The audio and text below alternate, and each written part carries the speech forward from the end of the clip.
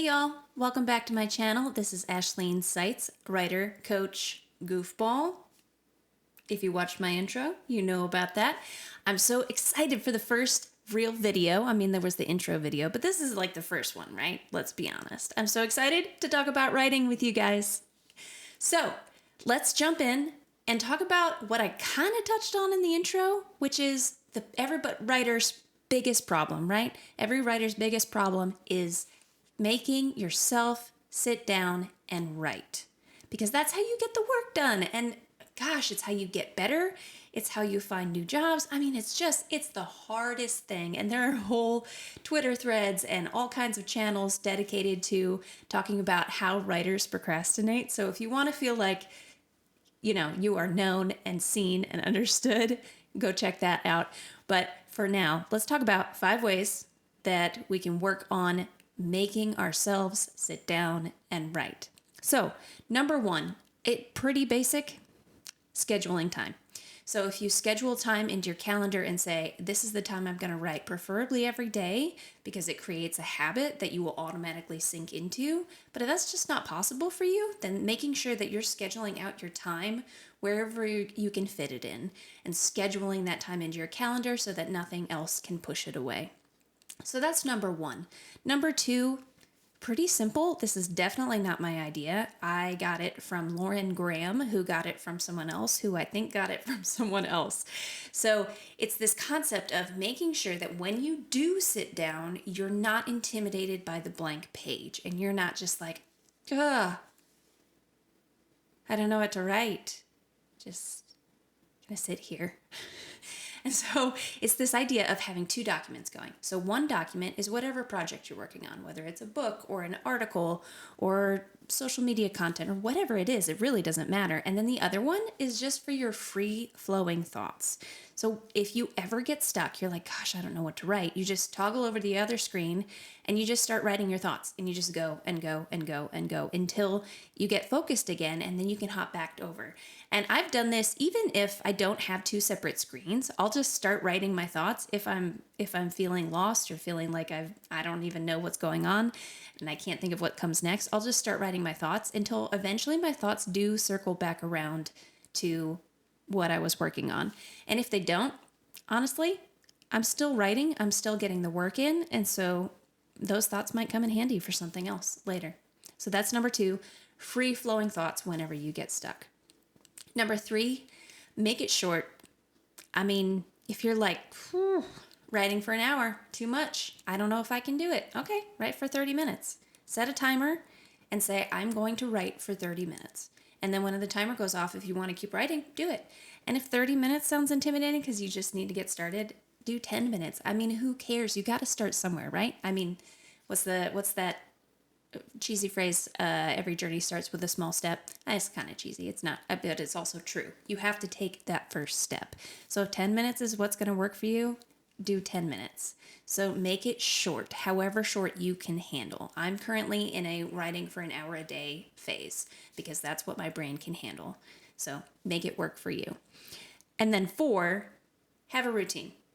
I mean, they say this about every habit that you're trying to form, everything that you're trying to do to create this system in your life, which is to have a routine. So if you think about, before you go to bed at night, you might have a routine, you might not. So you might, other than brushing your teeth, which hopefully y'all have good oral hygiene, but you know what? No judgment here. I don't always get to brushing my teeth. So if you have that routine, then it tells your brain it's time for you to go to bed. So it's the same concept with writing. And I'm currently working on a crime novel, and I wanted it to feel kind of like adventurous and goofy. So one of the things that I've done is that every time I work on this novel, I put in my earbuds and I turn on an epic soundtracks playlist on Spotify, and I listen to that, and it just automatically, like within 2 or 3 minutes, it just drops me into the story because I've conditioned my brain to be ready for that. So it could be certain music.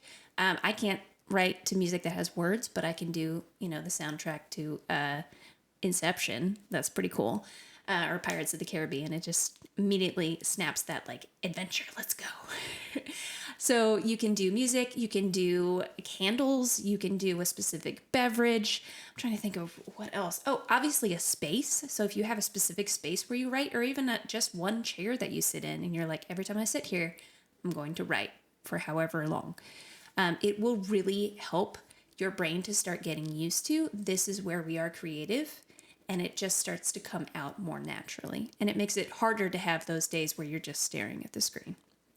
And then finally, I hate to break it to you, but number 5 is that you are basically a toddler.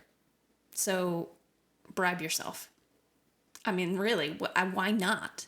Bribe yourself, set rewards. Be like, I'll have this one Reese's cup when I'm done writing, or I get to go for a walk, or I get to play a video game or watch. I love when I'm watching through a sitcom, I'll do an hour of writing and then I'll watch one episode of a sitcom. And it's not like a 1-for-1, but it motivates me for whatever reason. So whatever motivates you, set your own rewards and follow through. That's the important part. You need to teach the toddler inside of you that you will follow through on those rewards. I know it's ridiculous, but I mean, I never said that writers were mature. I never said that we really have it all together. So bribe yourself if you have to. So those are the 5 things.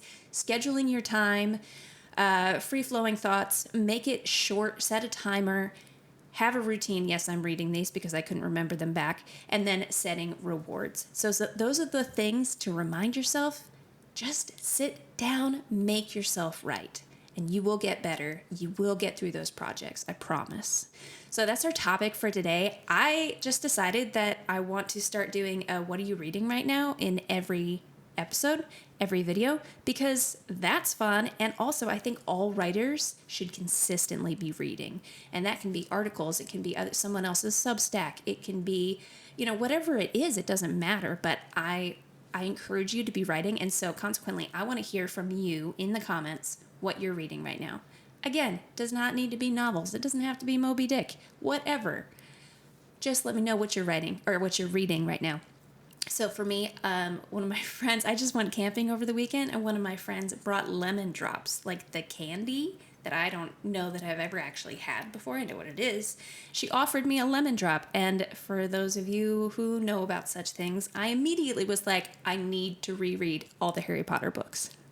So I got out Harry Potter and the Sorcerer's Stone, or Philosopher's Stone if you're British, and started in on that, and I love that series. And I have this old battered copy from when I was 11, and it's so fun to jump back into. So I want to hear what you're reading and what you think about it, and yeah, give me a shout out down there. Okay, so quick wrap up things. 1, obviously subscribe. I'm going to do new content. If you like what you see, just subscribe and come along for the journey. And then, you can always bail later, right? What's the worst that can happen? So subscribe. And then if you want to hear, or not hear, but read other content by me, I have an ebook out on writing. You can find my regular blog, all of that kind of stuff. So that is at ashleen.me, and I'll put that in the video description. But just wanted to let you know, there is more Ashleen content out there if you're absolutely craving it. All right, thanks guys. Talk to you next time.